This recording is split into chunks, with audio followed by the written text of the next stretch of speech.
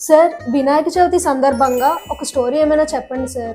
ఇవాళ మీ అందరికి ఒక ఎలక కథ చెప్తాను. ఒక ఆకలిగా ఉన్న ఒక ఎలక పొలంలో ఫుడ్ కోసం వెతుక్కుంటూ ఉంటది. ఆ వెతికే క్రమంలో దానికి ఏమీ కనపడదు. చివరాఖరికి ఒక డ్రమ్ కనపడుతుంది. ఆ డ్రమ్ములు ఏమున్నాయో చూద్దాం అనుకుంటా ఉంటే దానికి ఒక చిన్న హోల్ ఉంటుంది. ఆ హోల్ ద్వారా డ్రమ్ లోపలికి వెళ్తే అక్కడ చాలా మొక్కజొన్న కండులు ఉంటాయి.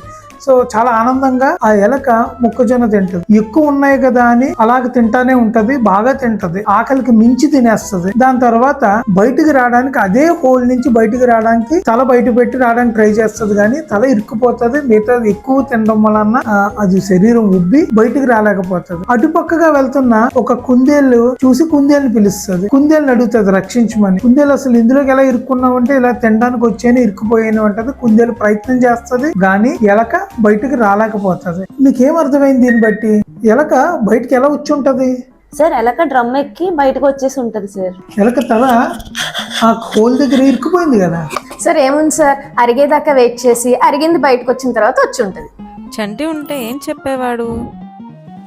ఏముంది, పళ్ళు కట్టుకున్నాయి కదా లేదా గట్టి పళ్ళు కట్టించుకున్నాం కదా అని ఏది పడితే తింటే ఇలాగే ఎలకలాగా ఇరుక్కుపోవాల్సి వస్తుంది.